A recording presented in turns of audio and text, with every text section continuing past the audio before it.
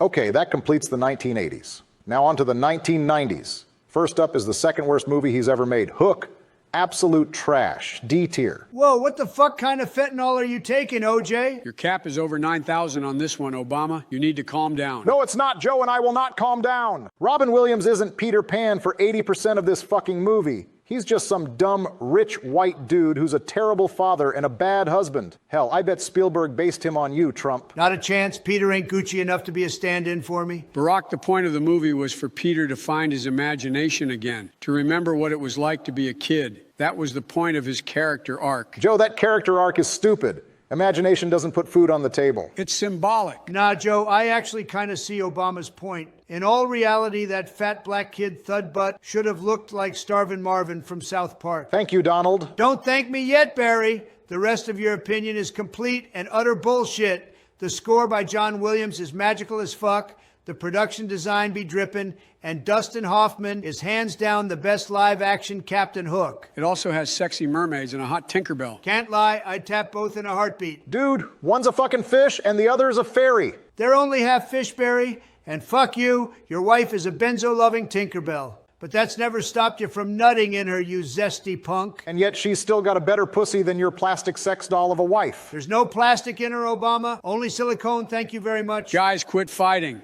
We need to move on to better movies. Trump, I love this movie, but it's not a masterpiece.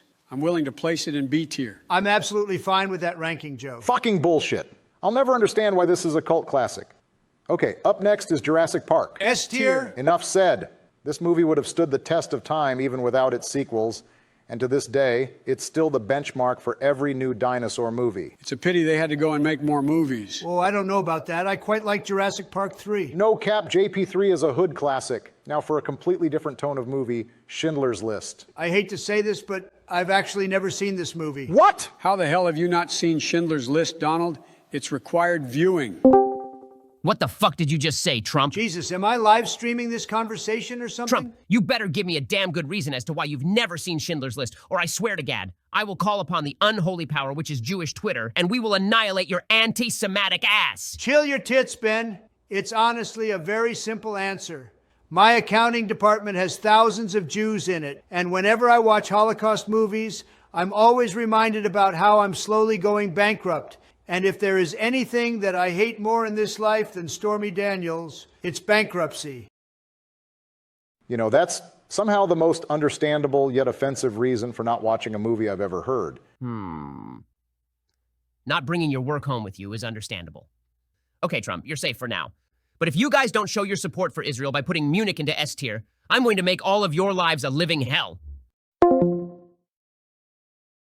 I don't think he understood the point of Munich. Yeah, that dumbass probably sees it as some sort of Jewish James Bond movie or something. Back to it, Schindler's List is a must-watch. It's perfectly acted, beautifully shot, and deeply haunting. Damn straight, homie. My favorite part of the movie is when he gives the speech about how he could have saved one more life. That scene always makes me cry. Do you want it to be an S tier? Either a low S tier or a very, very high A tier. It's a great movie, but after rewatching it for this review, I don't know if I ever really want to see it again. It's just not a movie I love watching. I kind of agree. I've only seen it once, and I really have no intention of seeing it again. It's just too painful of a movie to watch. Into the top of A tier it goes. Oh, Christ. Sadly, this is a movie I've actually seen. Ah, yes. The sequel that disregards life's most important message. Just because you can doesn't mean you should. The Lost World, Jurassic Park. What a lame-ass title. Why the fuck would you put the obvious subtitle for the movie as its main title? It's so fucking stupid. Yeah, and sadly, the movie is just as stupid. It has some good moments, and I like its message of nature conservation, but everything else is a massive downgrade from the original. And I swear, every character in this movie is either dumb as a rock or just downright unlikable. Shit, even Jeff Goldblum was a letdown. The only guy I liked in this movie was the poacher. And what the hell was with that ending? That shit was more tacked on than Mia Malkova's breast implants. And none of it made sense whatsoever. Like, first off, where the hell did Vince Vaughn's character go? The guy is all like, look at me, I'm an on the ground and ready to fight kind of guy. But he just buggers off once everyone gets to San Diego. Second, how the hell did they ever have a chance to find a car, take showers, change clothes, and even shave before the boat arrived? Third, why was the T-Rex drinking from the pool? That shit had fucking chlorine in it. And most importantly, in what fucking universe would Arnold Schwarzenegger ever play King Lear? Hell, this one. Remember, we did get Megan Thee Stallion and She-Hulk, so anything is possible. I honestly hate this movie, you guys. It's flat out D-tier material. Nah, fam, that's too low. The cliff scene is too good of a sequence, and it lifts the movie into C tier. The T-Rex is coming back and eating Eddie was stupid, but I do love that scene. It's a cool death, though. Oh, no doubt. It's just stupid plot-wise. Into C tier it goes. Now on to another lesser-known gem, Amistad. Ah, yes. Or as I like to call it, Who Owns These Negroes? Or How Not to Use Morgan Freeman in Your Movie. Can't lie, I sometimes call it that too, but I say niggas instead of Negroes. And mad facts.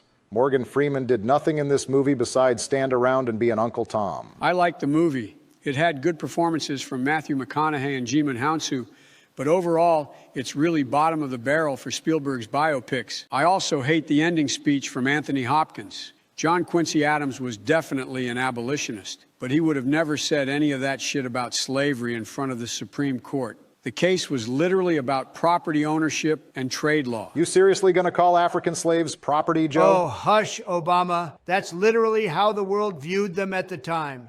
Speaking of slavery, I'm glad this movie didn't pull historical punches for the comfort of its audience. Amen. Those scenes on the ships were brutal. I almost got sick from watching them.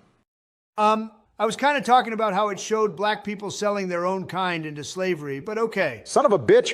I'm fucking done with your shit, Donald. God damn it. I fucking need a commercial break. You guys fine putting this into B tier? Sure, I'm fine with that. No complaints here. Fine. Now, if you will excuse me, I'm gonna punch a hole in my wall and take a fat fucking rip from my Pikachu bong. One bullshit YouTube ad later. All right, fellas, I'm back. Closing off the decade and the century is Saving Private Ryan. As United States presidents, I believe we can all agree that this movie is S tier. Most definitely, Barack. It's a little long, but I'll forgive it since every action scene in this movie I'd agree is with you both, intense but and gritty sadly, as there's hell. one big dumb thing in this movie that I just can't forgive. So I'm going to have to put it in A tier. Bryan Cranston's And what is terrible that? one-armed character. Like, seriously, take a fucking look at this. The son of a bitch just put his arm in his jacket, and they didn't even shoot it at a proper angle to make it look good. Why the fuck didn't they just have him have both arms? Or why not hire some no-name actor with one arm to play him? It's not like his character played a big part in the story. Everything else in this movie is so expertly done, but this shit is more distracting than the fake baby in American Sniper. Brandon, are you seriously going to dock a whole letter grade off this movie because Walter White couldn't No, pull I'm off docking being it a an letter grade amputee? because that's some lazy-ass filmmaking. Damn, bro. How about you tweet that to Bryan Bet. Cranston and see Opening what he says Twitter about now. it? Fucking Dear Brian, you sucked dick. Your missing arm was totally down your shirt. It was so obvious, and it looked worse than Rosie O'Donnell. Love, Joe Biden. P.S. I loved you in Malcolm in the Middle. That shit needs a reunion special. And sent. God, that's going to blow up worse than Beirut. I think you just signed Like I your own frickin' suicide care. note, It's Joe. not like I have much time left on this earth anyway. Okay, just to be Oh, clear, no you doubt. still love And this the score movie, by right? John Williams always makes me cry like a bitch. Same, but you're still ratioed, Joe. It goes into S tier.